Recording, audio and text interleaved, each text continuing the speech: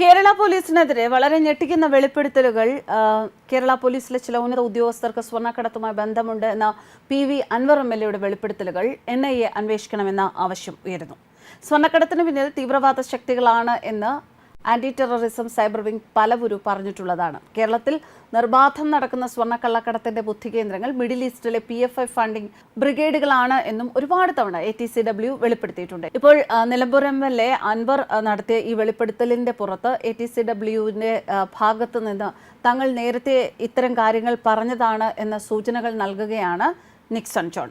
ISIS funding ബ്രിഗേഡുകളും കേരളത്തിലെ സ്വർണ്ണക്കടത്തിന് പിന്നിലുണ്ട് എന്ന് ATCW കണ്ടെത്തിയതാണ്. ISIS ഫണ്ടിംഗ് ബ്രിഗേഡുകളിൽപ്പെട്ട തീവ്രവാദ ശക്തികൾക്കെതിരെ സ്വർണ്ണക്കടത്തിനും മയക്കുമരുന്ന് കടത്തിനും മുൻകാലങ്ങളിൽ കേസെടുത്തിരുന്നതായി ATS രേഖകളുണ്ട്. ഇന്ത്യൻ മുജാഹിദീൻ എന്ന തീവ്രവാദ സംഘടനയുടെ സ്ലീപ്പർ സെല്ലുകൾ സ്വർണ്ണക്കടത്തിൽ ഉൾപ്പെട്ടതിന് തെളിവുകളുണ്ട്.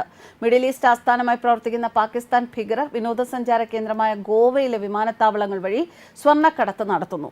ഈ നിയമവിരുദ്ധ പ്രവർത്തനങ്ങളിൽ നിന്ന് ലഭിക്കുന്ന ഫണ്ട് ഇന്ത്യയിലെ ദേശീയ വിരുദ്ധ പ്രവർത്തനങ്ങൾക്ക് ധനസഹായം നൽകാൻ ഉപയോഗിക്കുന്നുവെന്ന് ഗോവയിൽ ഡയറക്ടറേറ്റ് ഓഫ് റവന്യൂ ഇന്റലിജൻസ് നടത്തിയ അന്വേഷണത്തിൽ വ്യക്തമായതാണ്. ചുരുക്കി പറഞ്ഞാൽ കേരളത്തിലും ഇന്ത്യയിലാകമാനവും നടക്കുന്ന സ്വർണ്ണ കള്ളക്കടത്തിന്റെ പിന്നിൽ ഇസ്ലാമിക തീവ്രവാദ സംഘടനകളുണ്ട് എന്ന് സുവ്യക്തം എന്ന് ATCWന്റെ പ്രതിനിധി നിക്സൺ ജോൺ പറയുകയാണ്. അതുപോലെ കേരളത്തിലെ സ്വർണ്ണക്കടത്തിന് പിന്നിൽ കേരള പോലീസിലെ ചില ഉന്നത ഉദ്യോഗസ്ഥരുടെ ശക്തമായ കരങ്ങളുണ്ട് എന്ന് P.V. അൻവർ MLA ആരോപിക്കുന്നു. P.V. അൻവർ MLA അതിൽ രാജ്യദ്രോഹവും ആരോപിക്കുന്നുണ്ട്. അത് അന്വേഷിക്കണമെന്ന് ആവശ്യപ്പെടുകയും ചെയ്യുന്നു. ഇത് വിഷയത്തിന്റെ ഗൗരവം വർദ്ധിപ്പിക്കുന്നു. സ്വർണ്ണക്കടത്തിൽ പോലീസിന് പങ്കുണ്ട് എന്ന P.V. അൻവറിന്റെ വെളിപ്പെടുത്തൽ അതീവ ഗൗരവതരമായ വസ്തുത തന്നെയാണ്. കേന്ദ്രം സ്വർണ്ണക്കടത്ത് തീവ്രവാദവും രാജ്യദ്രോഹവുമായി പ്രഖ്യാപിച്ച സാഹചര്യത്തിൽ P.V. അൻവറിന്റെ അതീവ ഗൗരവതരമായ ഈ ആരോപണത്തിൽ ആന്റി ടെററിസം സൈബർ വിംഗ് കേന്ദ്ര രഹസ്യാന്വേഷണ ഏജൻസികളുടെ അന്വേഷണം ആവശ്യപ്പെടുകയാണ്.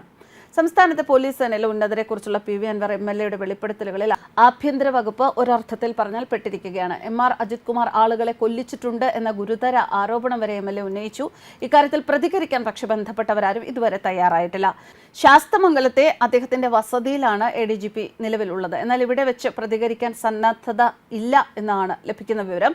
മുഖ്യമന്ത്രി നേരിട്ട് കണ്ട് ഇക്കാര്യങ്ങൾ വിശദീകരിച്ചേക്കുമെന്നും വിവരമുണ്ട്. അൻവർ MLAയുടെ പ്രതിഷേധവും മുൻ മലപ്പുറം SP ആദ്യ ഓഡിയോയും പുറത്തു വന്നതിന് ശേഷം ADGP മുഖ്യമന്ത്രിയെ കണ്ടിരുന്നു. ഇതിന് പിന്നാലെയാണ് ADGP അങ്ങേറ്റം പ്രതിരോധത്തിലാക്കുന്ന വെളിപ്പെടുത്തലുമായി അൻവർ MLA രംഗത്തെത്തുന്നത്. MR അജിത് കുമാറിന്റെ റോൾ മോഡൽ ദാവൂദ് ഇബ്രാഹിം ആണോ എന്ന് സംശയിച്ചു പോകും. എനിക്ക് തോന്നിയത് അതാണ്. അദ്ദേഹം ചെയ്തു കൂട്ടിയ കാര്യങ്ങൾ ആ ലെവലിലേക്ക് പോകണമെങ്കിൽ ദാവൂദ് ഇബ്രാഹിമിനെ പോലെയുള്ളവരുടെ ജീവചരിത്രം പഠിച്ചവനെ സാധിക്കൂ. അജിത് കുമാർ ഒരു അസിസ്റ്റന്റിനെ വെച്ചിട്ടുണ്ട്. ഒരു പ്രത്യേക സംവിധാനം തന്നെ ഒരുക്കിയിട്ടുണ്ട്.